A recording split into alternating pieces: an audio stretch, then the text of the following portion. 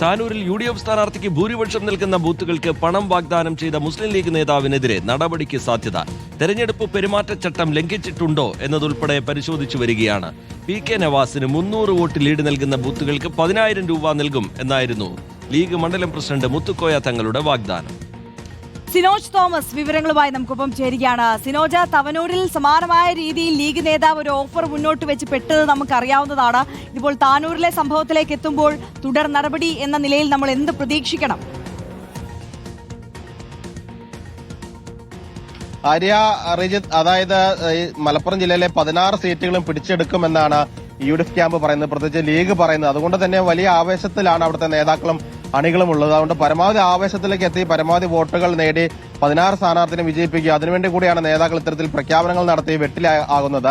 ഏറ്റവും ഒടുവിൽ ഇപ്പോഴിതാ PK നവാസിന് 300 വോട്ടിന് ലീഡ് മതി എന്നാണ് പറയുന്നത്. കാരണം അത് മന്ത്രി V അബ്ദുറഹ്മാന്റെ മണ്ഡലമാണ്. കഴിഞ്ഞ 2 തവണ അദ്ദേഹം വിജയിച്ച മണ്ഡലമാണ്. ഇത്തവണ അദ്ദേഹം തിരൂരിലേക്ക് മാറിയിട്ടുണ്ട്.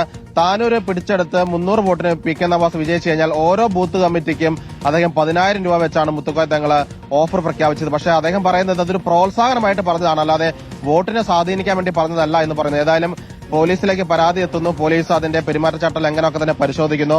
സ്വാഭാവികമായിട്ട് ചിലപ്പോൾ കേസെടുക്കേണ്ടി വന്നേക്കും. നേരത്തെ പറഞ്ഞ പോലെ തവനൂരിൽ PK നവാസിനെ വിജയിപ്പിച്ചു കഴിഞ്ഞാൽ തവനൂരിൽ അവിടെ VS ജോയിയാണ് മത്സരിക്കുന്നത്. KT ജലീലാണ് എതിർ സ്ഥാനാർത്ഥി.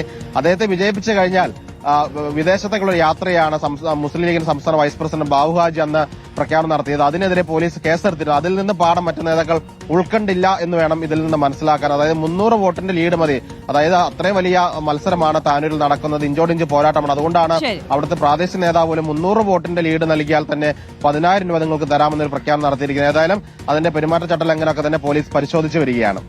ശരി, സിനോജ് തോമസ് വിവരങ്ങൾ പങ്കുവെക്കുകയായിരുന്നു. ഇത് വോട്ടർമാരെ സ്വാധീനിക്കാൻ വേണ്ടി പറഞ്ഞതല്ല, പ്രവർത്തകർക്ക് ഒരു ആവേശം പകരാൻ വേണ്ടി പറഞ്ഞതാണ് എന്നാണ് ലീഗ് നേതാവ് വിശദീകരിക്കുന്നത്. പക്ഷേ അതിൽ ചട്ടലംഘനമുണ്ടോ എന്നതടക്കമുള്ള കാര്യങ്ങൾ മാത്രമല്ല, അദ്ദേഹം പറയുന്ന ഒരു കാര്യമുണ്ട്. ഞാൻ പൊതുവേദിയിലല്ല പറഞ്ഞത്, ഇത് മറ്റൊരു കമ്മിറ്റിയിലാണ് പറഞ്ഞത് എന്നൊക്കെ പറഞ്ഞാണ് അദ്ദേഹം ഈ വിഷയത്തെ ന്യായീകരിക്കുന്നത്. ഇനിയിപ്പോൾ എന്തായാലും റിജിത്ത് സൂചിപ്പിച്ചതുപോലെ തന്നെ പെരുമാറ്റച്ചട്ട ലംഘനമുണ്ടോ, എങ്ങനെ നടപടി വരും എന്നൊക്കെ നമുക്ക് കണ്ടറിയാം, അല്ലേ? തീർച്ചയായും.